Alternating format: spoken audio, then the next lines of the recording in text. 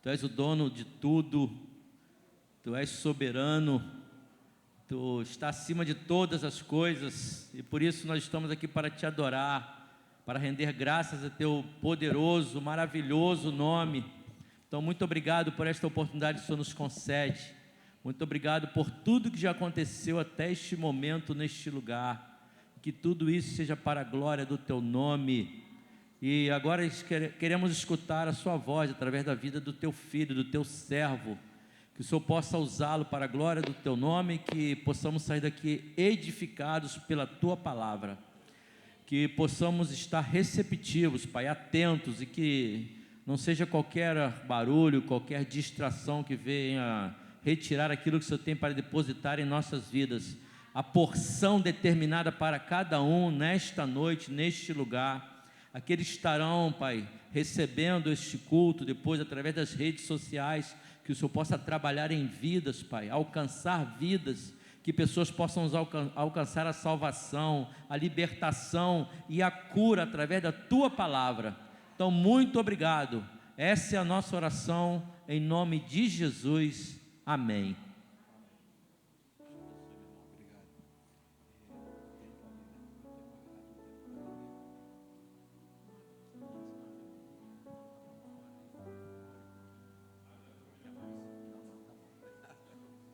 Amém. Poder sentar, irmãos. Estava perguntando ao pastor Marcelo o tempo ali, porque eu falei qualquer coisa, ele levanta a placa ali. Está na hora.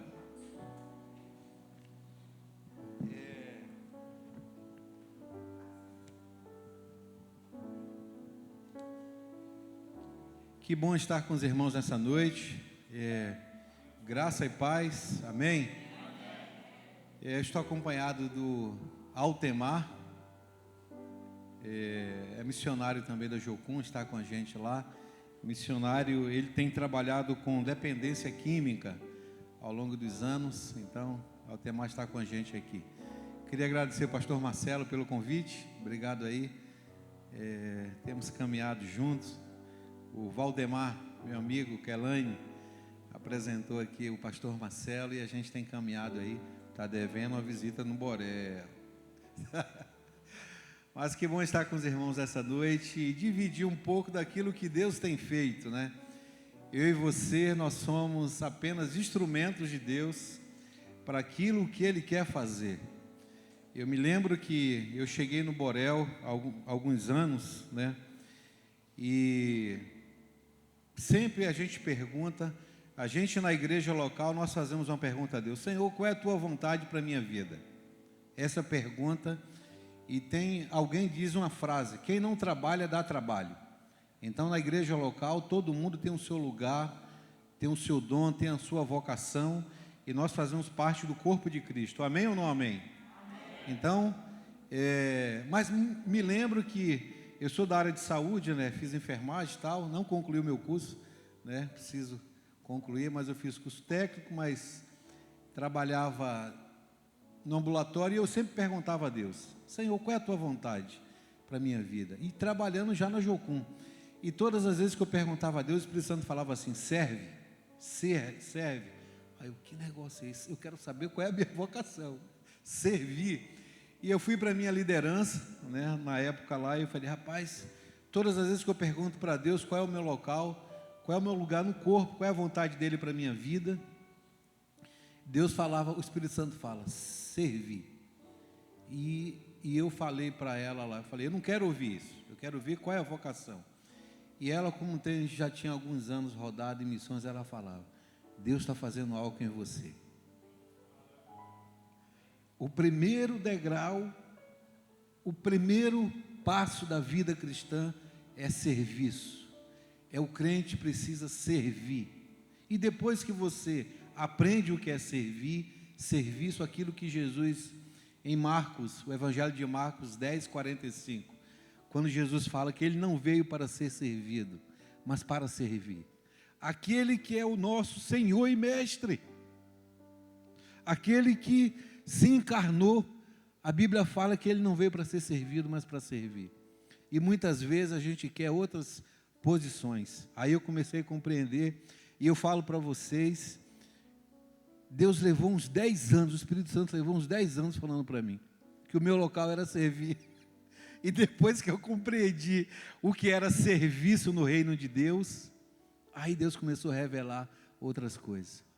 Então, durante esse tempo eu cheguei no Borel, solteiro, né? Casei com uma paulista de São José do Rio Preto, Andréia.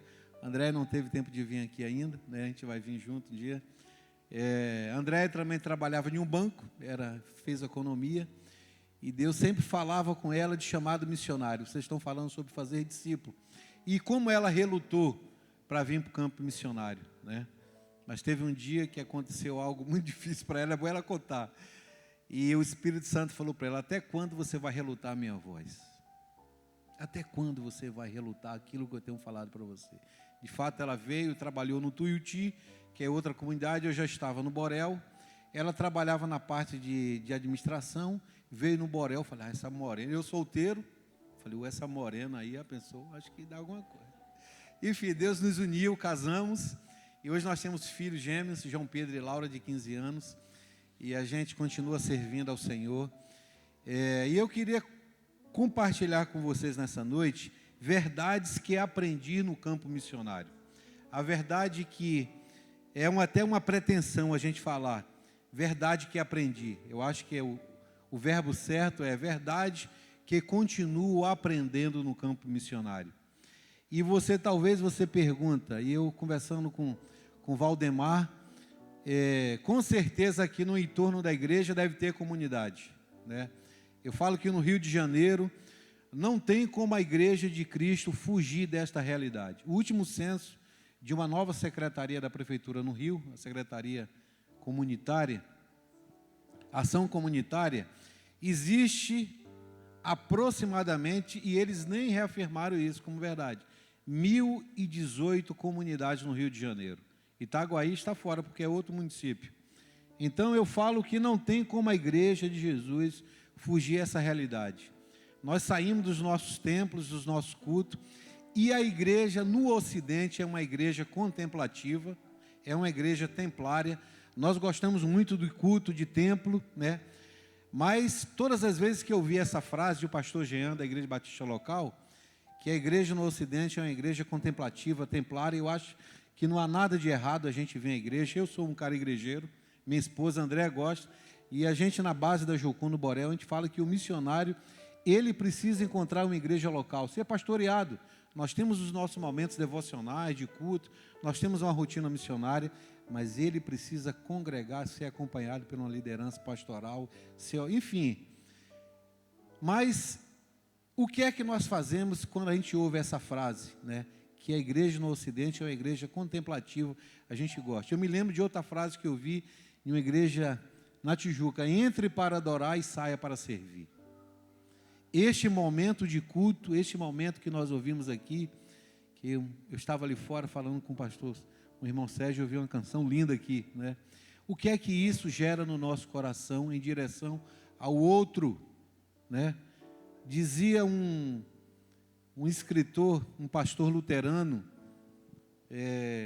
Bonhoeffer: a igreja, ela existe, a função da igreja é existir para glorificar a Deus e para servir ao outro. Se a igreja perder esse propósito, ela perde a existência. Nós reunimos para adorar, porque eu e você, nós somos alcançados pela graça de Jesus, né? Aonde eu e você estava, se a gente não estivesse aqui agora? Se os nossos olhos não tivessem sido abertos, né? Eu acho que quando eu e você deixam de buscar Deus, você sabe como é a sua natureza. Você fala: Deus, misericórdia de mim, né, de você. Então você e eu, nós somos alcançados por essa graça. Então a gente celebra aqui essa salvação em Cristo Jesus. Mas depois desse encontro, eu preciso arregaçar as mangas em direção ao outro, ao próximo, servir, acolher, né? Não existe evangelho sem proximidade. Não existe evangelho. Crente que não gosta do ser humano, que não gosta do outro, crente que não tem cheiro de gente, tem alguma coisa errada, né? Porque o Evangelho de João 1,14 fala algo que é o divisor de água para mim e para você. que é que diz o Evangelho de João 14? E o Verbo se fez carne e habitou entre nós cheio de graça e verdade. Se Jesus, sendo Deus, Ele veio, se aproxima, anda, mergulha, caminha entre nós, como é que a igreja não gosta de estar no meio do povo? Tem alguma coisa errada, né? Então a gente, crente, precisa ter cheiro de gente. Então eu queria, nesta noite, compartilhar com vocês verdades que aprendi no campo missionário. A primeira verdade está em João 1,14. Vamos abrir lá o Evangelho de 1,14, que eu falei aqui agora. Evangelho de João, capítulo 1, versículo 14.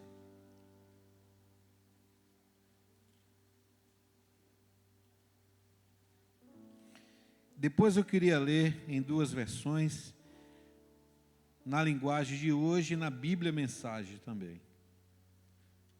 Na revista e atualizada, fala o seguinte: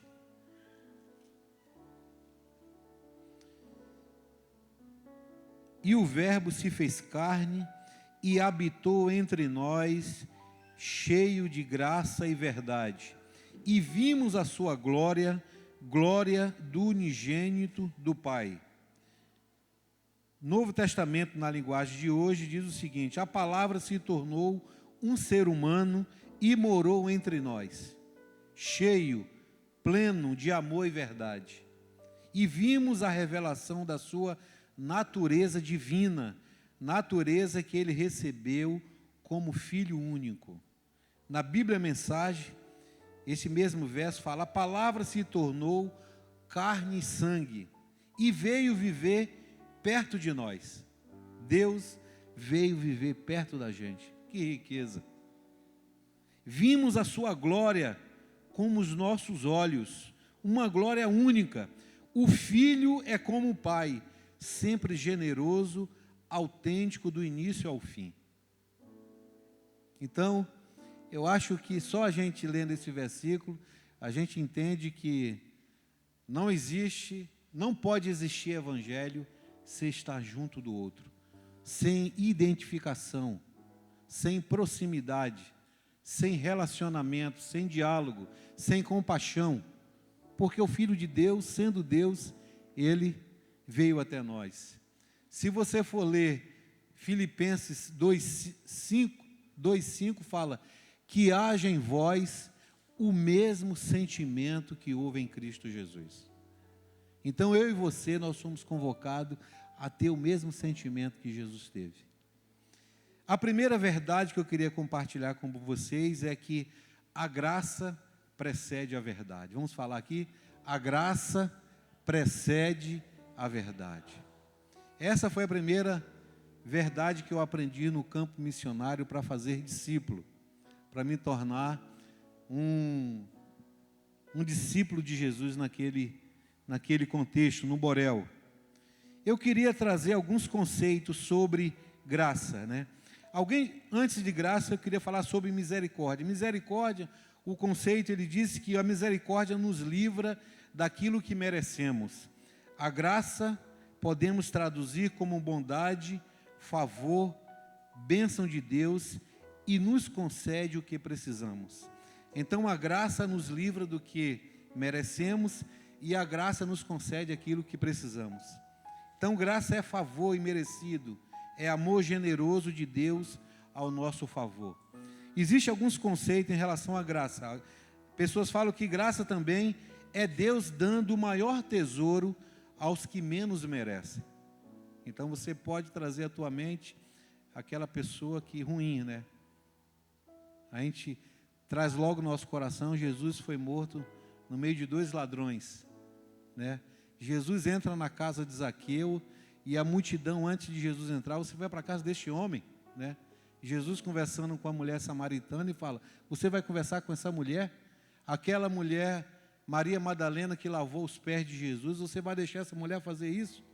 Então Jesus vai na contramão de tudo aquilo que queria impedir que ele revelasse o amor do Pai. Então, a graça é Deus dando o maior tesouro aos que menos merecem. Eu e você não merece, mas os nossos olhos foram abertos. Você está aqui cultuando a Deus e Deus recebe o meu e o seu culto de forma individual. Você clama ao Senhor. A gente está de forma coletiva, é uma adoração coletiva, mas o culto é pessoal. É você que expressa essa graça diante de Deus. Através da graça, Deus confere ao homem a participação na vida divina, fazendo o seu filho adotivo. João fala, né? Mas a todos, veio para o que era seus, mas os seus não receberam. Mas a todos quantos o receberam, deu-lhes o poder de serem feitos filhos de Deus. Então a gente pode entender que não existe lugar onde o amor de Deus não possa alcançar. Todos precisam dessa graça e dessa misericórdia de Deus. Eu particularmente gosto muito desse aqui. Graça, um favor imerecido da parte de Deus, que permite ao homem existir. E por outro lado, abre-nos o caminho para o relacionamento pessoal com Ele.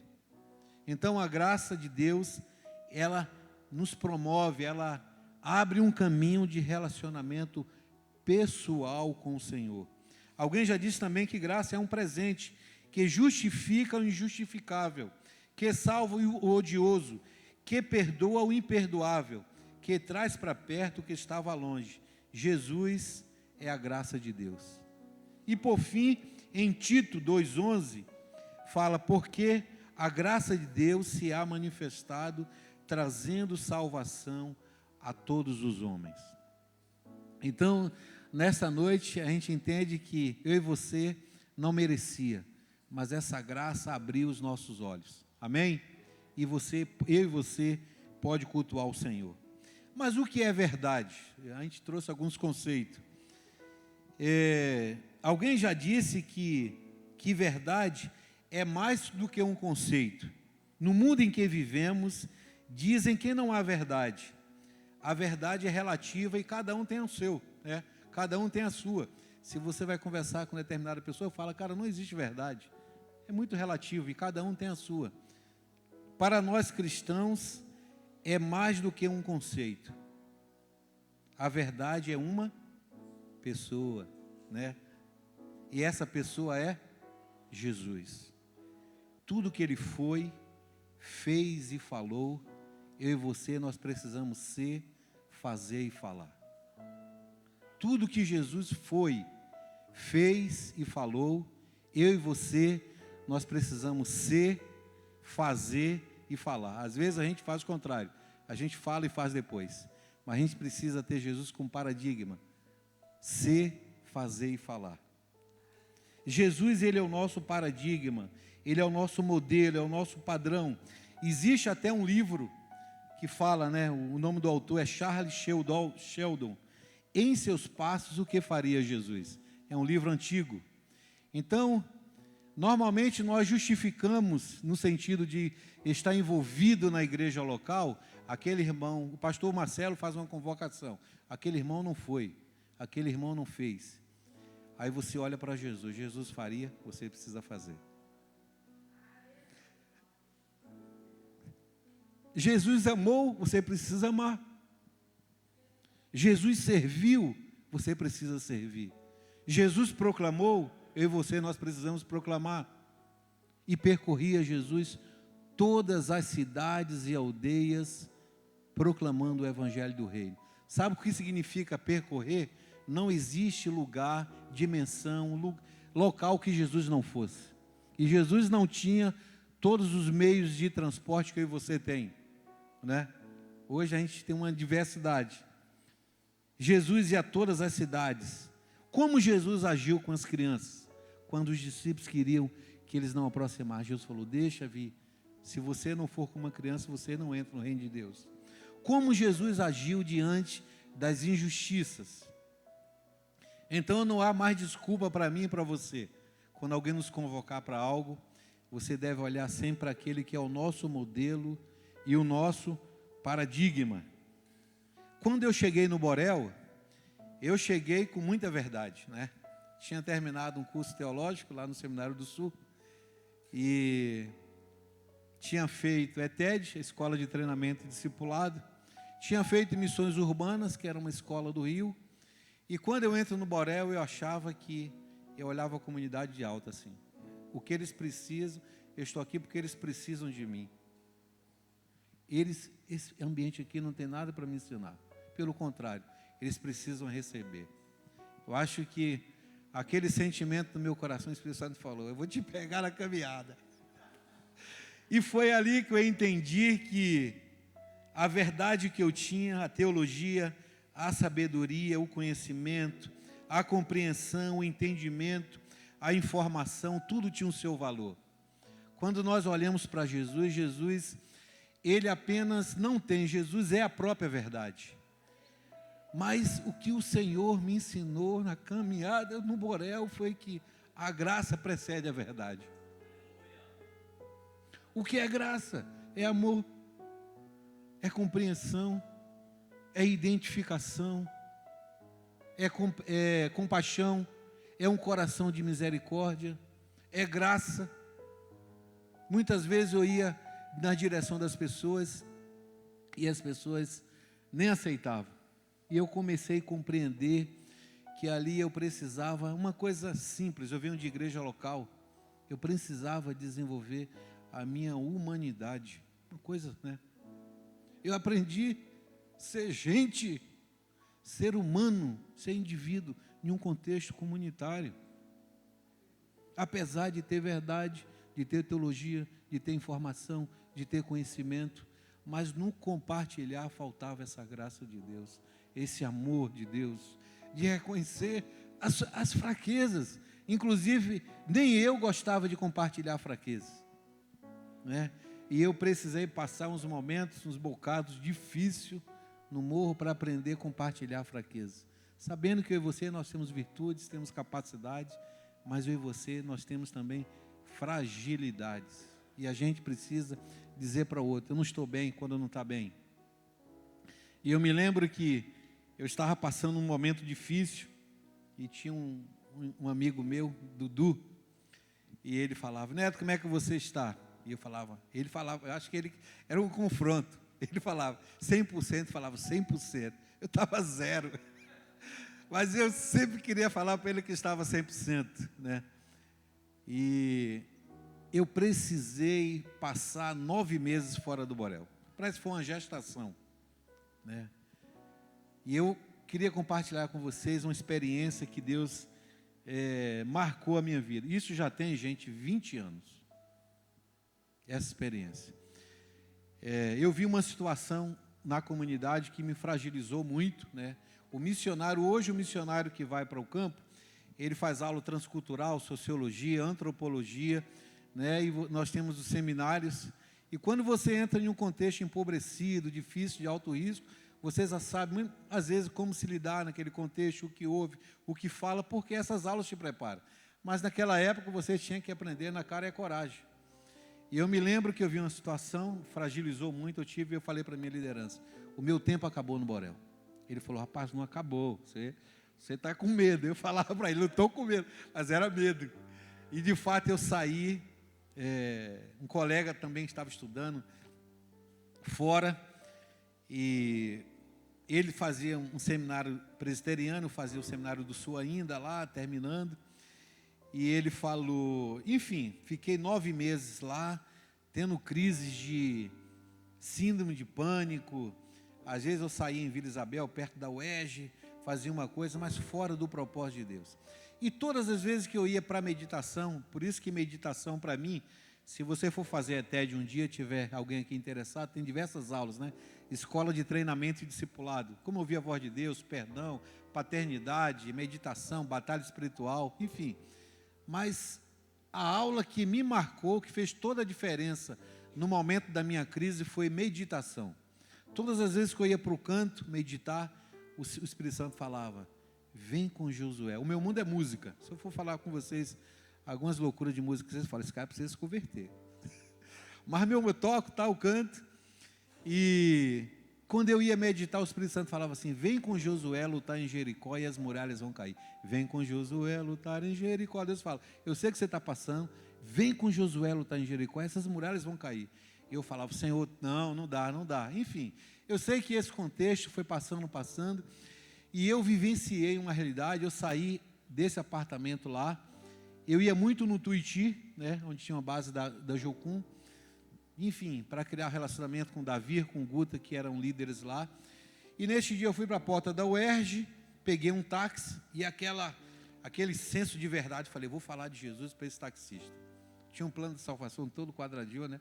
Você é pecador, precisa se arrepender, convidar o Espírito Santo de Deus para habitar na sua vida, confessa, enfim. Aí falei do plano de salvação da UERJ até o Tuiuti. Passou pela Mangueira, o táxi, e quando ele chegou em frente da base da Jocum no Tuiuti, ele falou, Senhor, eu te ouvi durante esse trajeto, o senhor pode me ouvir? Falei, pois não. Aí ele desligou o carro e contou para mim uma experiência que ele teve como taxista. Eu falei, e estou ali prontamente ouvindo. Ele falou, sou taxista, levei uma pessoa no Souza Aguiar, e quando eu cheguei no Souza Aguiar, a assistente social falou, Senhor, o senhor poderia fazer um favor? Levar uma senhora em Guadalupe, eu acho que foi Guadalupe. Ele falou, pois não, né? E quando ele abriu o táxi, veio trazendo uma senhora, e essa senhora entrou no carro dele. Essa senhora estava com uma ferida, né, com mau cheiro, e ele falou, cara, que foi isso que eu fiz? Eu sou taxista, mas eu prometi, eu tenho que levar. Ele disse que ele abriu todos os vidros do carro e levou essa senhora, curtindo aquele cheiro dentro do carro dele, que ele falou, depois que eu deixei a senhora em Guadalupe, eu vou direto para o Lava Jato, e perdi o dia como taxista. Ele fez esse trajeto, conversando com ela, e ele chegou a determinado local, deixou essa senhora, e falou, agora eu vou lavar o meu carro, porque eu perdi o dia. Quando ele saiu da casa da senhora, uma pessoa na frente pediu uma corrida. Ele, dou ou não dou, os vidros estão abertos, eu vou aventurar, não vou perder esse dinheiro.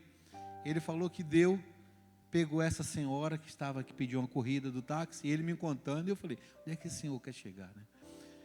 E ele falou, quando a senhora entrou no carro dele, falou o seguinte, aonde o senhor lavou o seu carro? Aí ele falou, como assim? Porque eu nunca peguei um carro que tivesse uma fragrância tão agradável como o seu carro. Aí ele falou, como? Ele falou, eu nunca peguei um carro que tivesse uma fragrância tão agradável, tipo o seu carro. E naquela hora, o Espírito Santo falou comigo, captou a energia? Captou aí a mensagem? Que tu tem verdade? E esse homem vivenciou a minha graça? Esse homem, ele falou comigo, Senhor, o senhor sabe o que eu fiz? Eu saí daquele local, fui direto para a Igreja Universal e falei, Deus, o que é que você quer falar comigo? Ele falou, eu fiquei pirado naquele dia. Mas a verdade é que Deus falou com aquele homem e Deus falou comigo, Neto, tu tem verdade, tu tem teoria.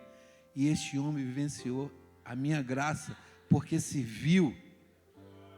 Com certeza ele teve uma experiência e ele aceitou a Jesus lá. E essa verdade foi marcante para a minha vida. Graça precede a verdade. Antes de tudo, Jesus tinha graça, o que podemos traduzir em amor, em bondade, compaixão, relacionamento, diálogo, aproximação e identificação.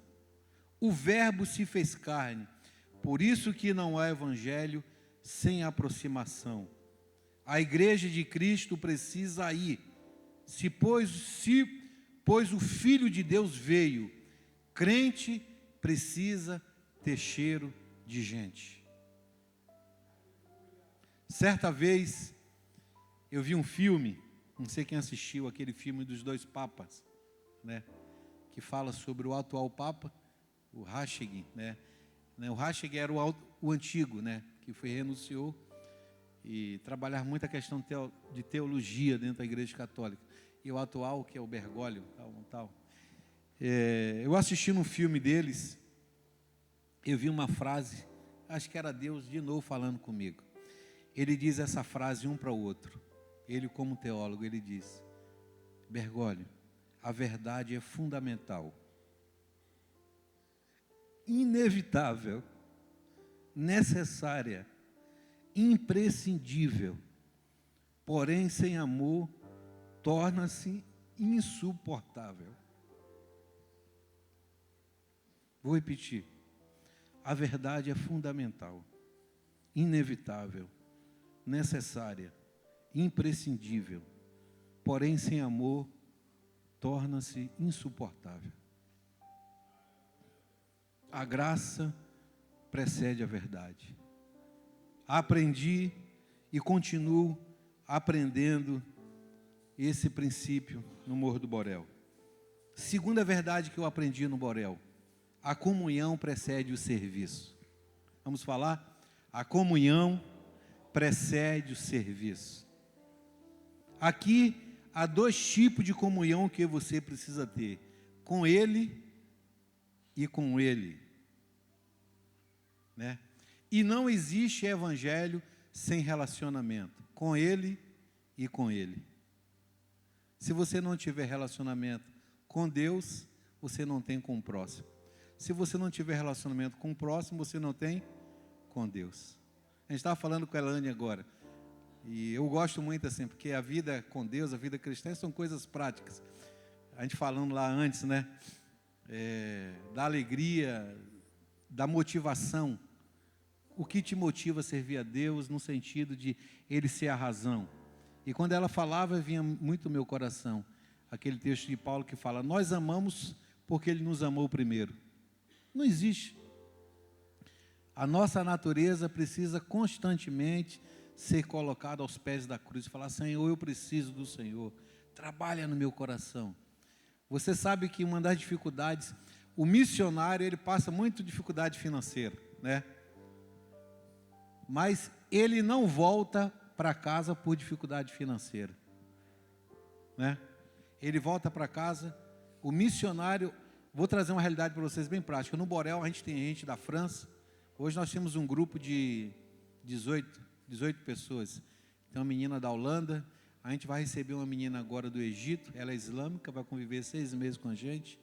Mas gente da Holanda, da Alemanha, da França, tudo lá. Baiano, pernambucano, paulista, carioca. Gente, de vez em quando o negócio pega no Borel. Entre os missionários. Quando você vê aquele missionário muito irritado, o cara fala: ih, não está meditando, não está buscando a Deus, está muito estressado, né? Vai buscar Deus. É assim que nossa liderança fala. Já ouviu Deus essa semana? Vai buscar o Senhor, cara, está muito estressado. Mas missionário não volta do campo, alguns voltam por dificuldade financeira. Tá difícil, tá? Vai ajoelhar, vai chorar, vai clamar, né? Vida pastoral, está ali diante do Senhor, as lutas agora na pandemia. Mas o missionário volta para casa por dificuldade interrelacional. Com dificuldade em relacionamento. Difícil de aceitar. E quando nós temos dificuldade em relacionamento, tem a ver, não com Deus, tem a ver com o nosso caráter. É Deus trabalhando no nosso caráter, nos fazendo mais humano, mais humilde, querendo que a gente renuncie, querendo que a gente perdoe o outro, né? Relacional. Então, essa foi outra verdade que o Senhor me ensinou no Borel. Não adianta eu estar naquela correria de lá para cá, naquele ativismo, e entendendo que muitas vezes estar envolvido com uma obra do Senhor não significa que você está envolvido com o Senhor da obra. Sabia?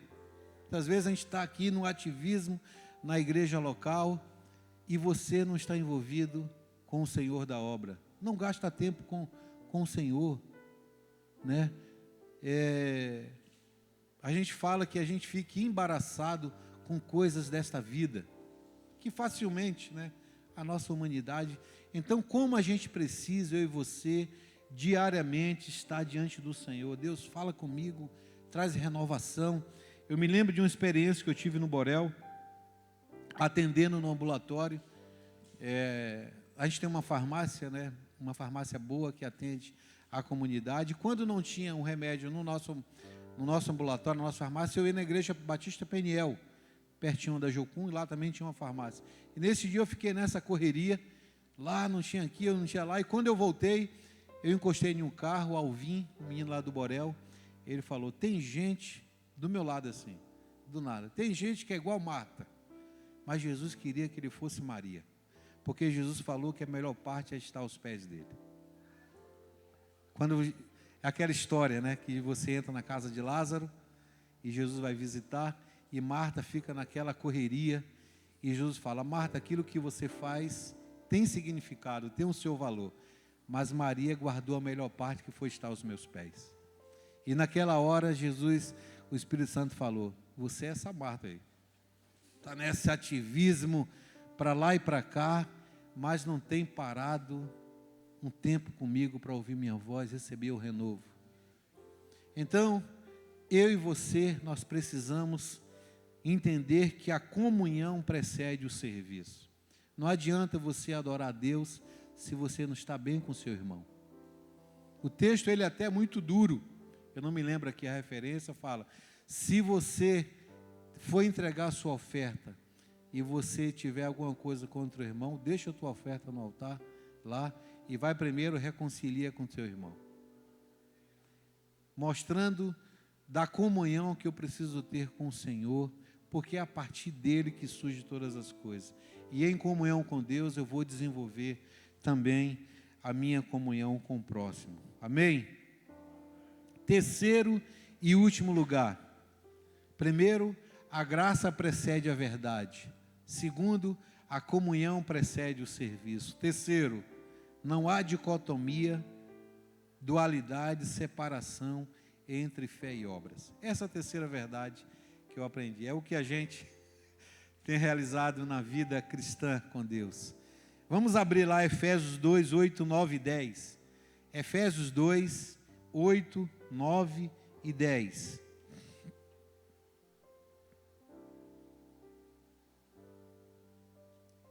Eu não dei referência, só para você anotar. A primeira referência é João, Evangelho de João 14. A segunda referência de a comunhão precede o serviço é Marcos 3, 13 e 14. Eu gosto muito desse texto porque ele fala, antes da gente falar o último ponto, Marcos 3, 13 e 14. Gente, vamos abrir lá rapidamente esse texto? Marcos 3, 13 e 14. Esse texto ele é muito assertivo em relação à comunhão com Deus e aquilo que a gente precisa fazer.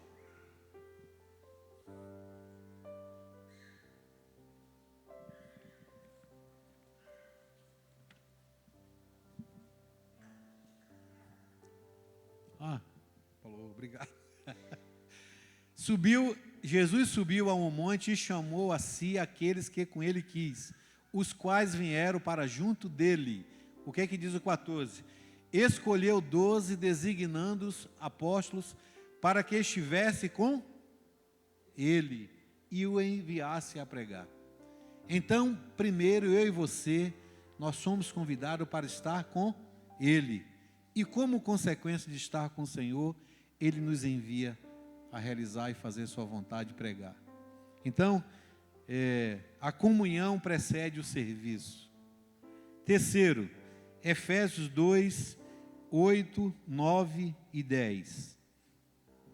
Esse é um versículo que a gente aprende muito nas nossas classes de discipulado, né? Pela graça sois salvos por meio da fé. Isto não vem de vós, é dom de Deus. Não vem de obras, para que ninguém se glorie. O verso 10. Pois somos feitura sua, criada em Cristo Jesus para as boas obras, as quais Deus de antemão preparou para que andássemos nela. Salvo pela fé para as boas obras. Salvos pela fé para as boas obras. Fé, questão de salvação. Obras, questão de vocação. Então, eu e você, nós podemos colocar o nosso dom, o nosso talento a serviço do Senhor. E quando nós não conhecemos qual é o nosso lugar no reino de Deus, eu ouvi o Loren, aquele que Deus chamou para pioneirar Jocum com 17 anos. Hoje está chegando a 90 anos o Loren, né? E quando alguém pergunta assim, como eu entender a vontade de Deus? Como eu compreendo? Ele fala, serve, porque é na caminhada que você descobre a sua vocação. É fazendo. Porque nós não temos um Deus estático, nós temos um Deus dinâmico. Você precisa ir fazer, se envolver. E é na caminhada do serviço é que a sua vocação é confirmada. Existe uma frase do pastor Evaldo, que a gente fala muito, né? Se o reino de Deus não alcançar as nossas mãos e os nossos pés, não adianta nada fazer moradia na minha boca. Mas eu queria perguntar para você, por que nós fazemos tanta dicotomia entre pregar e servir, falar e se identificar, proclamar e compadecer, anunciar e amar? De novo, por que a gente faz essa dualidade entre pregar e servir, falar e se identificar, proclamar e compadecer, anunciar e amar? Eu tenho compreendido que na caminhada da vida cristã, na vida com Deus, é tudo junto e misturado. É você se identificando que você vai ter a oportunidade de compartilhar o reino de Deus. Muitas vezes me lembro de um pastor de São Paulo, que ele falou, Neto, o nome dele esqueci, da Ibabe, e ele falava o seguinte, Neto, o que a gente precisa é discernimento, né?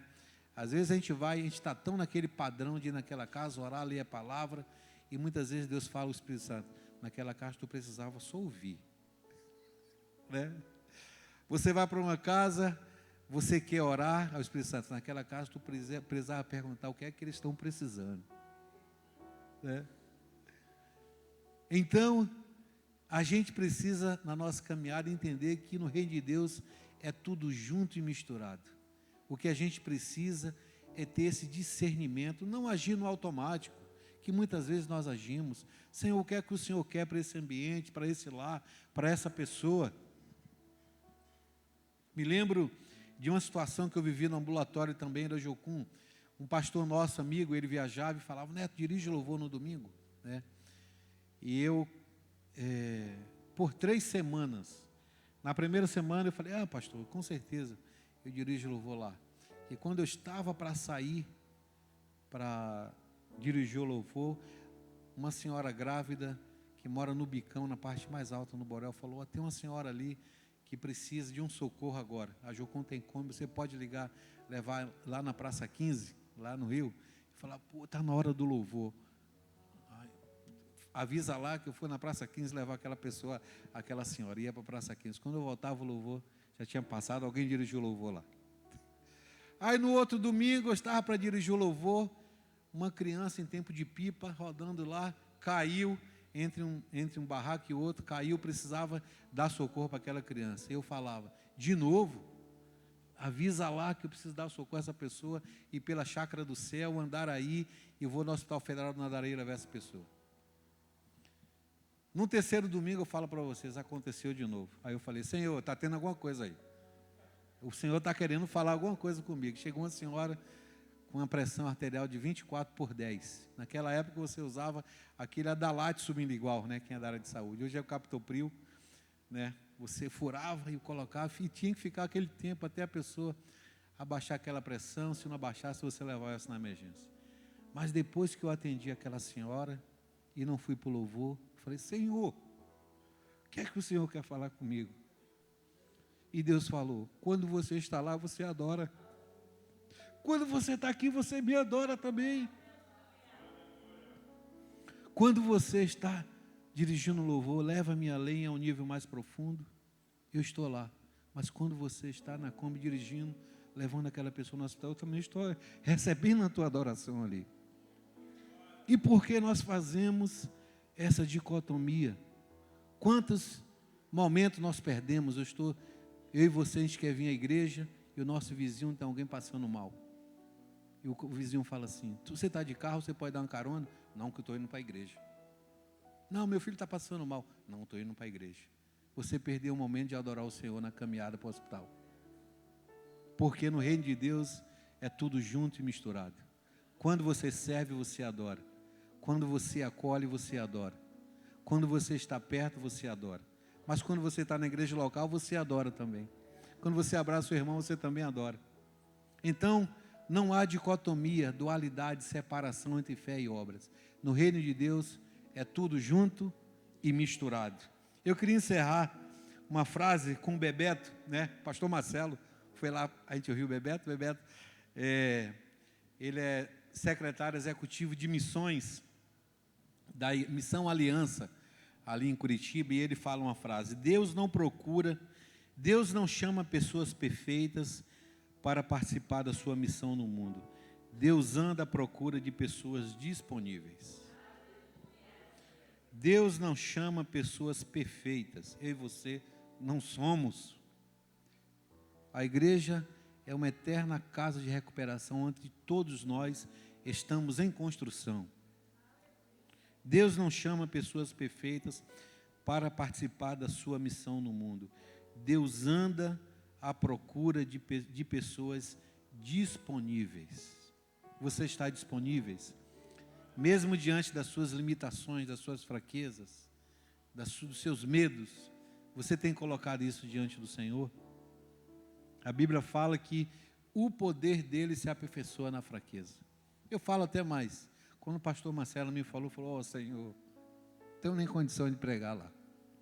Eu falo para o Senhor.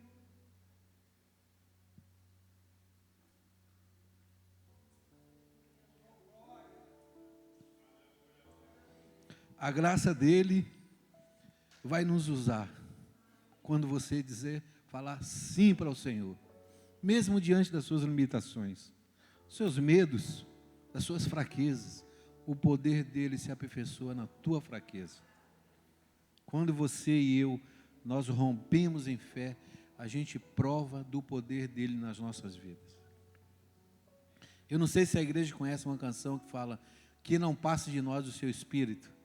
Queria que a gente cantasse essa canção. Se não conhecer, eu acho que eu conheço ela. Eu gosto muito dessa canção porque a primeira frase fala o seguinte. É um pouco antiga, né? Essa canção acho que mostra a nossa idade, essa canção aí. Vamos ficar de pé.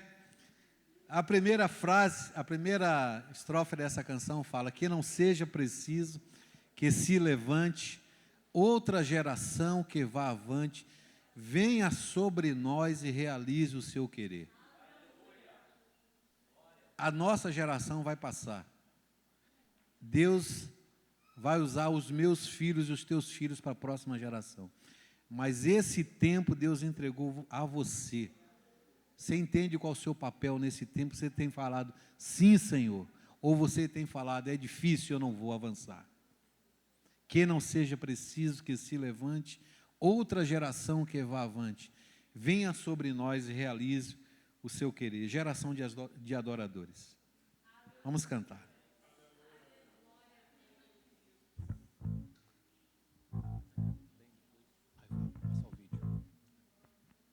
Vamos cantar ela.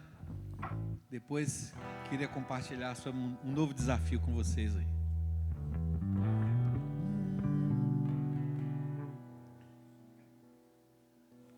Amém.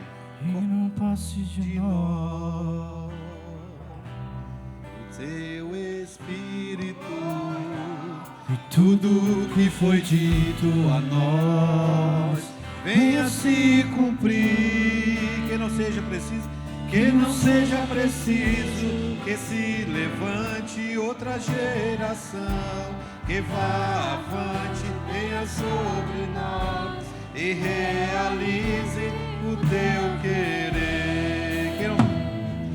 Que não passe de nós o seu Espírito, tudo que foi dito a nós venha se cumprir. Que não seja preciso que se levante outra geração que vá avante, venha sobre nós e realize o teu querer. Geração de adoradores, queremos ser sacerdócio santo para te oferecer o perfeito louvor em nossas vidas. Fluir o teu querer. Geração de adoradores, queremos ser sacerdócio santo para te oferecer o perfeito louvor em nossas vidas.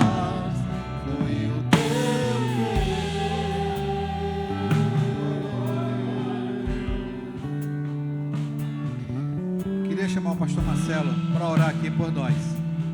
Vamos orar aqui.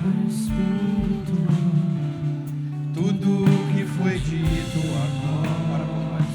Venha se cumprir. Senhor, Que não seja preciso. escutamos nesta noite o Senhor falar conosco que precisamos amar antes de qualquer coisa. Realize. Precisamos entender o seu propósito em nossas vidas, Pai. Direção e adorador. Pai, escutamos tanto a sua voz, lemos tanto, Senhor, a tua palavra, buscamos tanto o Senhor, Pai, mas precisamos cada dia mais praticar aquilo que temos aprendido. Pai, precisamos ser usados, Pai, para que outras pessoas possam chegar mais perto de Ti, não porque somos melhores, não porque somos superiores, mas porque o Seu amor está em nós, a Sua graça, Senhor, foi derramada sobre as nossas vidas. Pai, que o Senhor cumpra o Seu querer em nossas vidas, a cada dia, Senhor. Aqui está o Teu filho, o missionário Neto, o pastor Neto. Pai, essa experiência que ele tem vivido ali naquele lugar, Pai, onde o Senhor o colocou, essa experiência que ele tem passado, Senhor, ali para a sua casa, para a sua esposa, para a tua família, para aqueles jovens ali, Senhor, que vêm de tão longe, Pai, aprender o que era amar o próximo. Pai, que nós também possamos aprender, Senhor, termos aprendido nesta noite com o Senhor, através da vida do Teu Filho, Pai. Pai, que quando nós colocamos a mão no arado, Senhor, quando nós nos disponibilizamos a fazer a Tua vontade e o Teu querer, Pai, o Senhor, Pai, cumpre o Seu propósito em nossas vidas, aleluia. E eu creio, Pai, que quando nós estamos fazendo isso, Pai, o Senhor nos traz, Senhor, um refrigério para a alma, o refrigério, Senhor, que vem do alto, Senhor, dizendo assim: vai, meu filho, faz a obra, porque eu cuido do que é seu, eu cuido da tua casa, eu cuido da sua família, eu cuido de tudo aquilo que você necessita para fazer a minha obra. Senhor, perdoa as nossas falhas.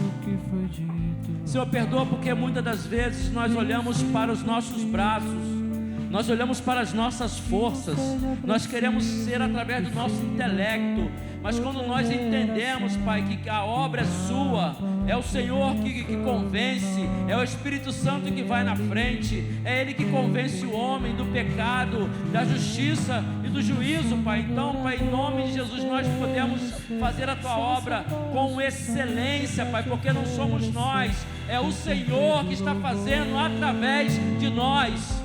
Aleluia, aleluia, aleluia. Pai, que possamos tomar posse dessa palavra. Pai, eu te entrego a vida do Neto e a sua casa, a sua esposa, os seus filhos, Senhor, esse ministério que o Senhor colocou em suas mãos. Pai, que nós como igreja possamos ter nesta noite escutado a sua voz, que possamos, Senhor, não ficarmos detidos somente nessas quatro paredes, não ficarmos aqui, Senhor, presos, não, mas que possamos, Senhor, alcançar outras vidas, que nós somos igreja só aqui dentro, nós somos principalmente lá fora, onde o Senhor tem nos colocado. Nós aprendemos que é indo qualquer lugar, estamos pregando o Evangelho a toda criatura, indo para a escola, indo para o trabalho, indo para o mercado, indo, Senhor, para qualquer lugar, o Senhor nos usa para a glória do Teu nome. Então que o Senhor possa, Pai, em nome de Jesus, completar essa linda obra que o Senhor já começou em nossas vidas, que possamos estar dispostos a fazer a Tua vontade e o Teu querer. Muito obrigado, Senhor, por esta linda e poderosa mensagem que foi ministrada nesta noite sobre as nossas vidas e sobre este lugar. Essa é a nossa oração, em nome de Jesus. Amém, amém e amém.